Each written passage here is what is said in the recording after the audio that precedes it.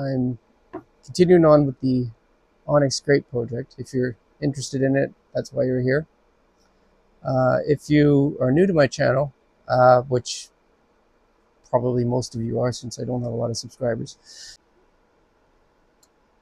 this is a project where I'm turning waste pieces of onyx into a lovely bunch of grapes with the intent of making a whole display of different types of grapes, different colors of grapes, out of different materials in a presentation bowl, which I still have to design, and I'm going to be doing a video on that sooner than later. I think that might be interesting, just to show how I go about designing things.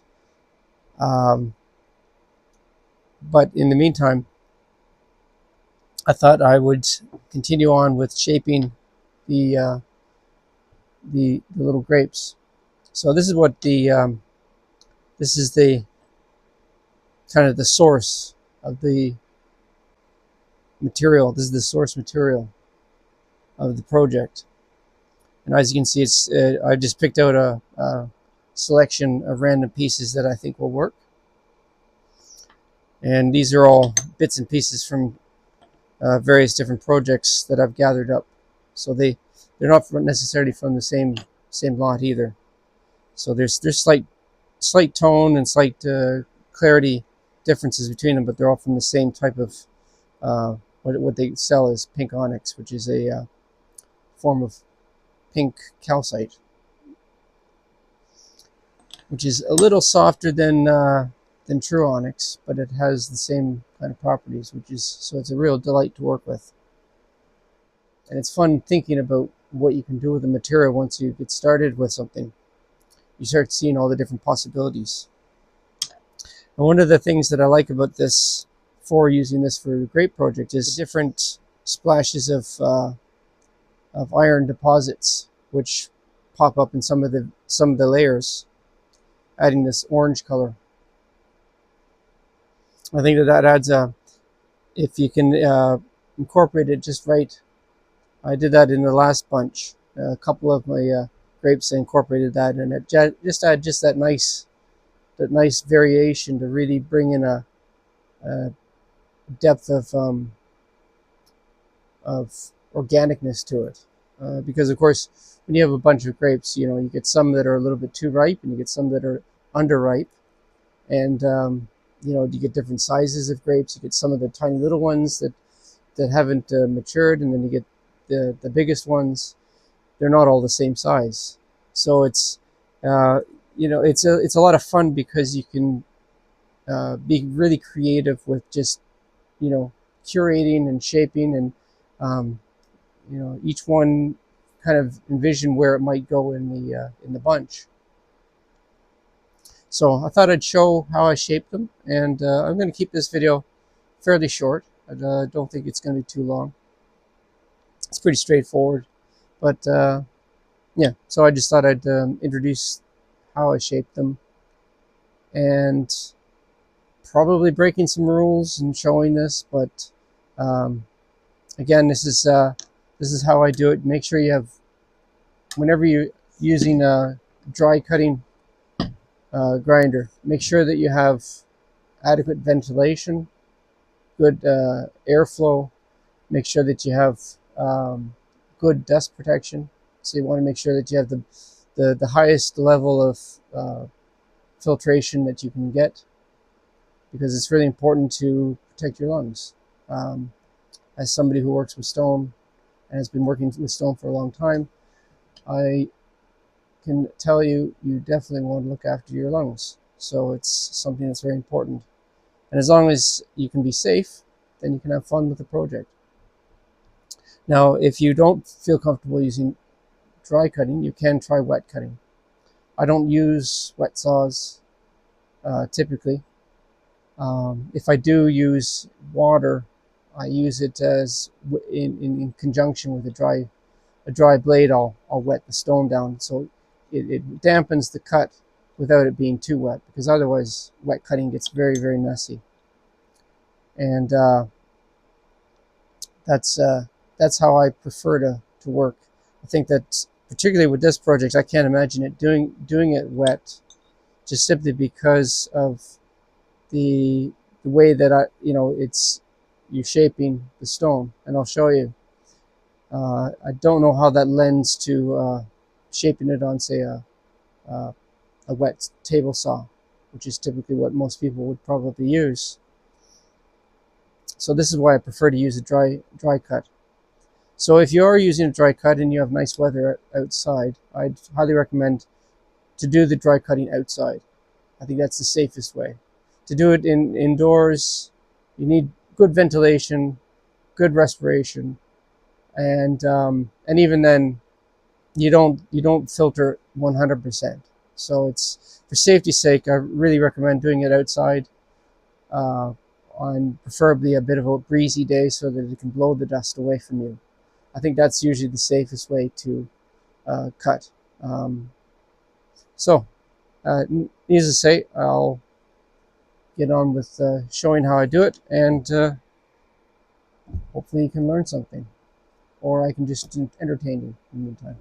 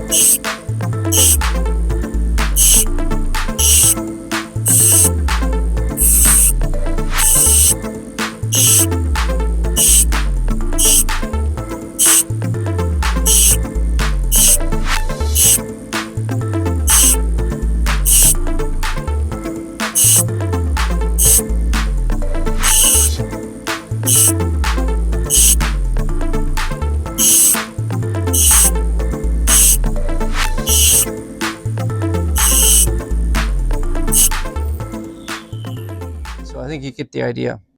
So this is how far I've gotten with the stem that I was showing you in the last video, and I'm still not completed.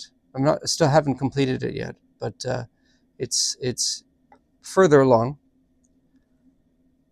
And I actually ran out of the original wire that I was using, so I started using a much finer wire. And all that means is that it doesn't have as much strength, and you have to wind it a lot more. But the next stage, and I'll show you this when I get ready to do it, but the next stage after this is to coat the wire in a fiberglass resin. And the reason why I was using that started out with just it's what I had, but it turned out that I was able to take advantage of the properties. If anybody's ever worked with fiberglass, you'll know that as the resin is setting up, it tends to go a little green in tone. And if you add extra hardener to it, then it goes even more green. And so what I did was I took advantage of that property and added a little bit of yellow pigment to the epoxy, and it created just the perfect combination of yellow and green to replicate the coloring of the veining. So here's the first bunch of grapes that I made, and you can see this is what I was talking about with the fiberglass resin, and I think the color worked out quite well. So this was kind of the first iteration of the prototype, and that might change a few things, but overall I'm very pleased with it. I like the way that the tones change. I added extra yellow to the lighter stems, and the darker stem is green. And I might actually add a bit of brown to it as well, just to show the transition between the woodier part and then the softer, fleshier green stems. The small stems. I wish I knew what the actual technical term is. I should look that up. But yeah, I think it's quite effective. So I think it's going to be a lot of fun making up a bunch of other bunches and then just seeing them all displayed together like a big big display, like like a still life display of fruit bowl of grapes. So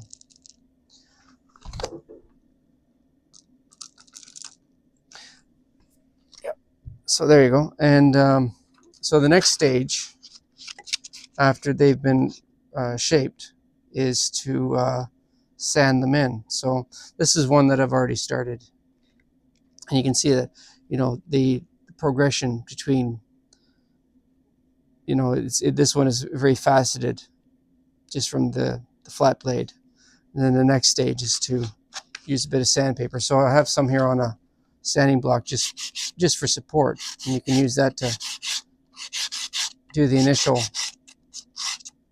shaping.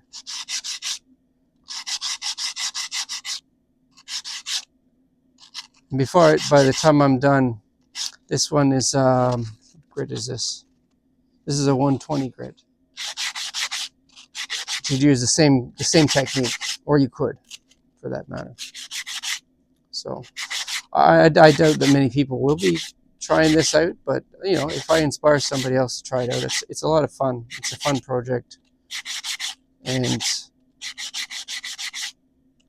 I think it creates an interesting conversation piece, especially if you live in an area where there's a heritage or tradition of winemaking or grape growing. I could see how that, or it's just part of your culture. Wine or grape growing is got a lot of significance and meaning to people that are from regions that that's their main crop. And I've always I've always been fascinated by grapes. You know, we live in an area where we have vineyards around. Wanted to just thank you for watching, and if you enjoyed this content, then don't forget to click the subscribe button. It's free, and it really helps out the algorithm to figure out who else wants to see my content, because right now it seems that I don't get a lot of people viewing it, and I think that the algorithm is struggling to find people to watch my content, or my content is really horrible. That's a possibility too, but I don't think so. I enjoy it. I enjoy the topic, and I enjoy making these videos. So I hope you enjoy watching it, and come back again to see the continuation of this project, because I think it's going to be really interesting. I think it's going to be really amazing, and I'm really excited about the old design, so that you can visualize exactly how it's going to look. I'm going to do up a good illustration so that you can really see what is in my head, and I think it's going to be a pretty stunning project. So yeah, so thanks for watching, and bye for now. See you next time.